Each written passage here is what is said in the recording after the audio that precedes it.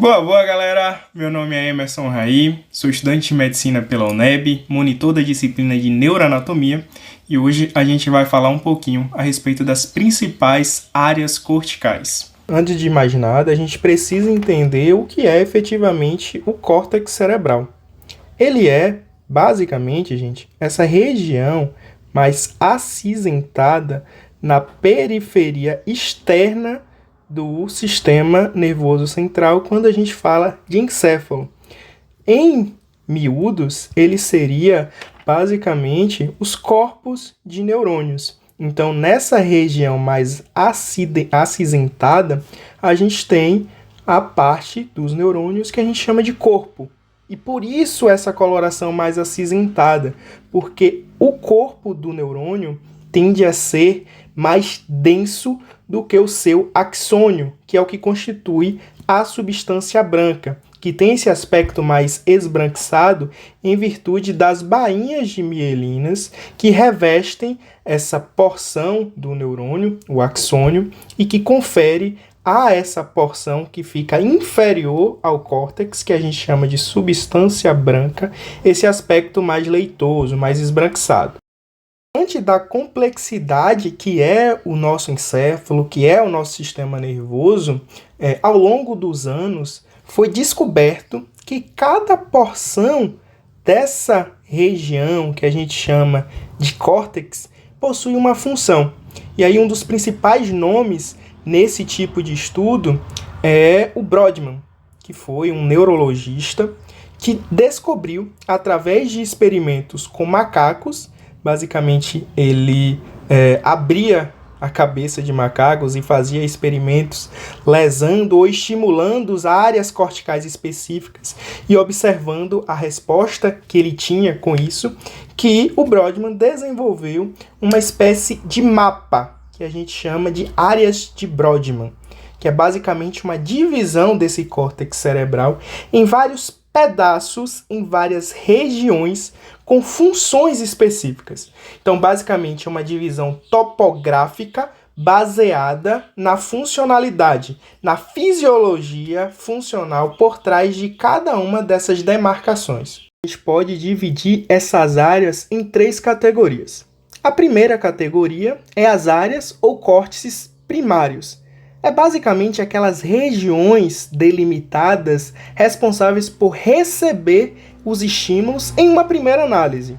E aí, quando a gente vai olhar e dividir certinho, a gente tem 6 áreas sensitivas primárias, ou seja, 6 áreas das funções sensitivas que recebem esses estímulos em uma primeira análise, e uma área motora, ou seja, uma área que recebe esses estímulos e que modula esses estímulos em uma primeira análise. E quais são essas áreas? Quando a gente fala dessa uma área motora, a gente está se referindo à área motora primária, o córtex motor primário.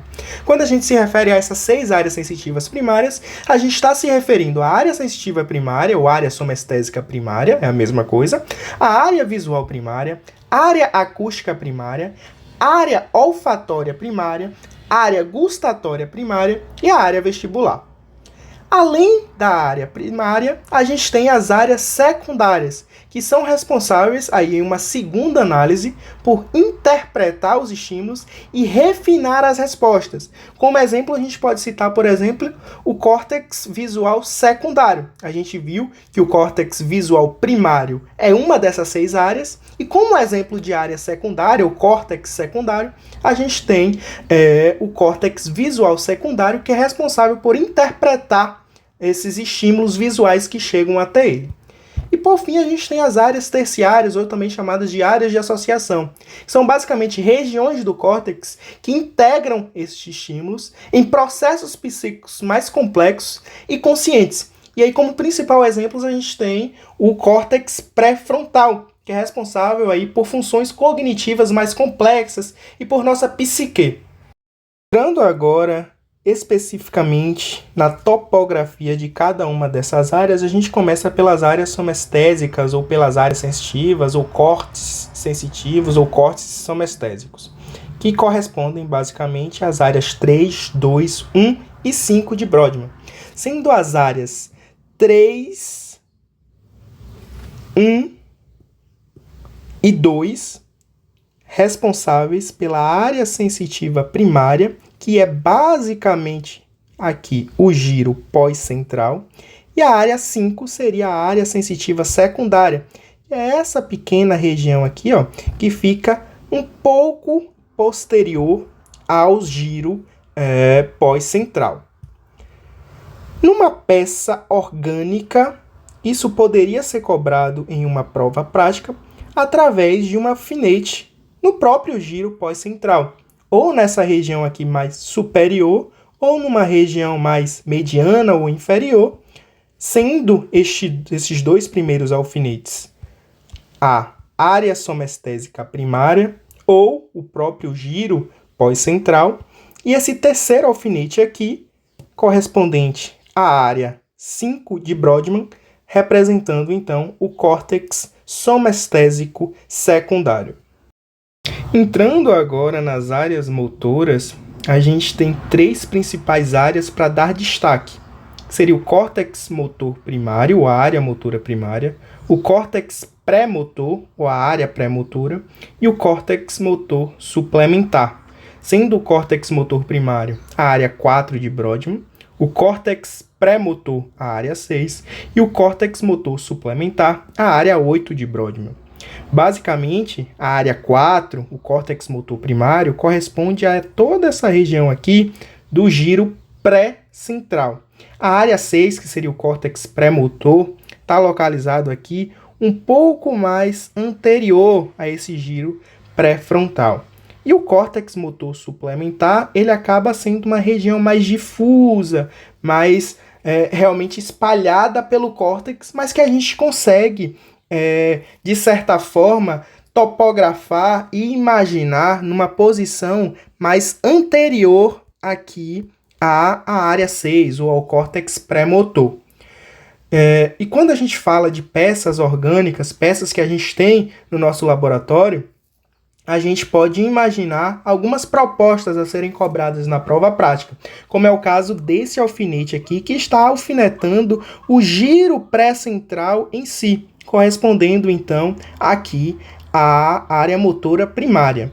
Este segundo alfinete, a gente percebe que ele alfineta uma região mais superior, mais anterior ao giro pré-central, correspondendo então aí à área pré-motora, ou córtex pré-motor. Esse terceiro alfinete, por sua vez, já está alfinetando uma região ainda mais anterior à área pré-motora, então correspondendo aí basicamente à área motora suplementar.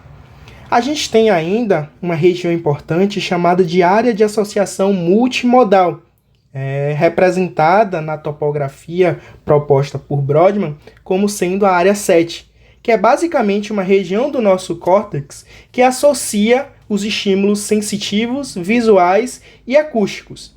Numa perspectiva de peça orgânica, a gente poderia ter essa área sendo cobrada através de um alfinete enfincado aí numa região mais posterior ao giro pós-central, ali em uma porção, em uma região, digamos que intermediária entre a superfície superior do nosso córtex e o sulco lateral aqui. Então, vi um alfinete que está posterior à área somestésica secundária e numa posição intermediária entre a superfície superior e o sulco lateral, muito provavelmente esse alfinete está demarcando a área de associação multimodal. A gente tem ainda as áreas visuais, que eu já cheguei a comentar, mas que agora a gente vai ver com mais exatidão e com mais detalhes. Basicamente, as áreas visuais são delimitadas pelas áreas 17, 18 e 19 de Brodmann, sendo a área 17 o córtex visual primário, a área 18 o córtex visual secundário e a área 19 o córtex visual terciário.